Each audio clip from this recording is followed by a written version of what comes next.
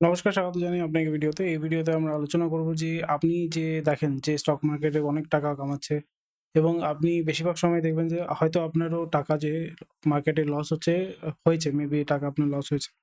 তো ভিডিওতে আলোচনা করব যে টিপিক্যালি যখন আপনি ইনভেস্ট করেন বা বেশিরভাগ সময় যে আপনার টাকা লস হয়, সেটা কি মূল কারণ হতে পারে?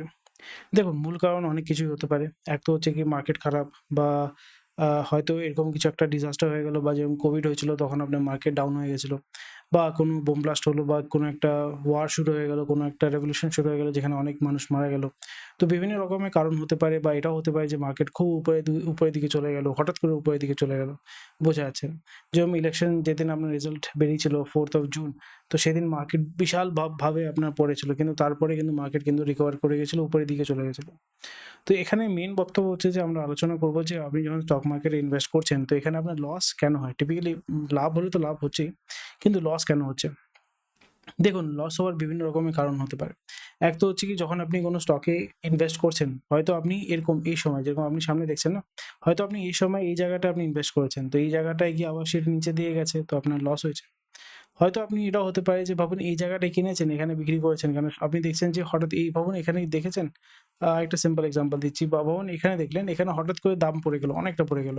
এখানে ৳২,৮০০ ছিল, ৳২,৫০০ হয়ে গেল। আপনি ভয় পেয়ে গেলেন। আরে ৪ দিনের মধ্যে এত টাকা পড়ে গেল। কি হলো, কি হলো, কি হলো? আপনি বিক্রি করে দিলেন। তারপরে দেখলেন হঠাৎ করে স্টক মার্কেট উপরের দিকে চলে গেল।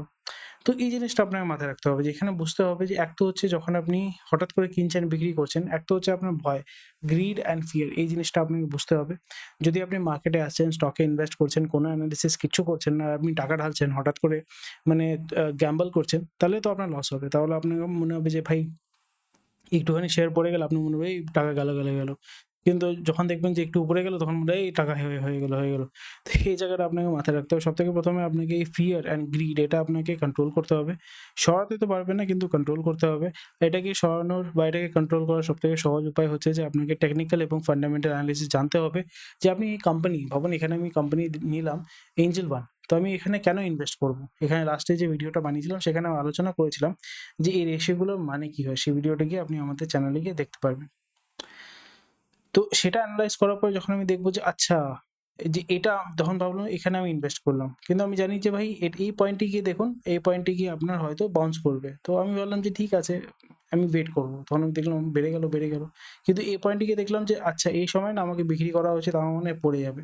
তখন ভাবুন এখানে বিক্রি করে দিলাম। তাহলে আমার এখানে ৳২,৮০০ কিনেছিলাম, ৳৩,৫০০ বা ৩,০০০ মানে নিয়ার অ্যাবাউট ৳১,০০০ র প্রফিটে, বা আপনার ৳৮০০ প্রফিটে আমি বিক্রি করলাম একেকটা শেয়ার। সো এইভাবে আপনাকে জিনিসটাকে আন্ডারস্ট্যান্ড করতে হবে।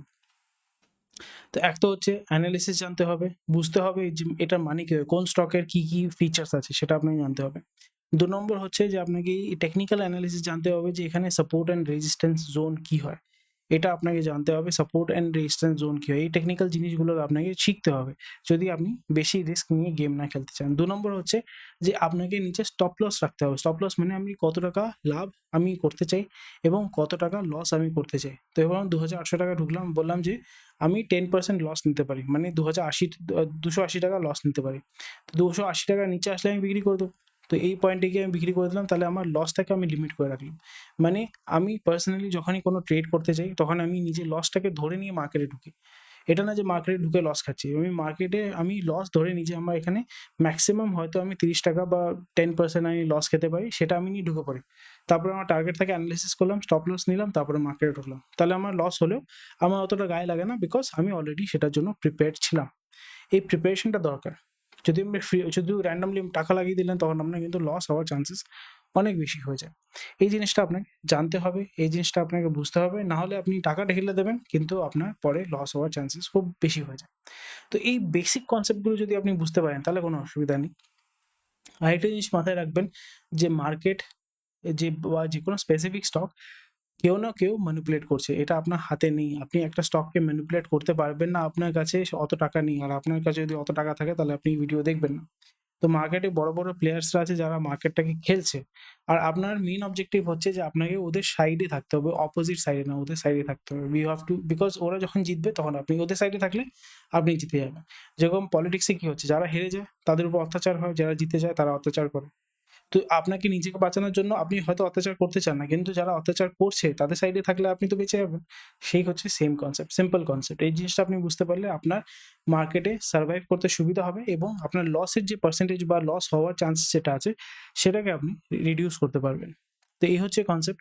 মার্কেটে এই বেসিক জিনিসগুলোর জন্য মানুষ কিন্তু মার খায়, টাকা লস খায় এবং তারপরে কি বলবো, ফেল হয়, তখন তারা ভাবে যে না, মার্কেটটা আমার জন্য হয়তো ছিল না, এই ছিল না। আপনার জন্যই বানানো মার্কেটটা। আপনাকে এখানে এসে টাকা কামাতে হবে।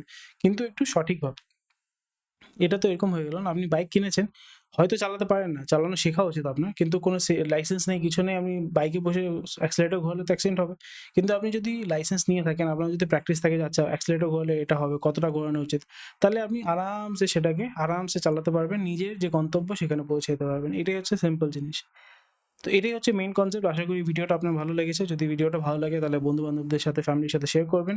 আর এই ভিডিওটাকে লাইক, শেয়ার, সাবস্ক্রাইব নিশ্চয়ই করবেন। আমাদের চ্যানেলটাকে সাবস্ক্রাইব করবেন। আমাদের ওয়েবসাইটে আপনি যেতে পারেন রেগুলার আপডেটস পাওয়ার জন্য। আপনার যদি কোনো ডাউট থাকে নিশ্চয়ই আমাদের হোয়াটসঅ্যাপ করবেন। আপনাকে আমাদের টিম সাহায্য করবে এবং আমরা মেম্বারশিপ লঞ্চ করব। সেখানে আমরা আপনাকে সাহায্য করব। আপনার কোনো কোয়েশ্চেন করে থাকলে আপনাদের হেল্প করব।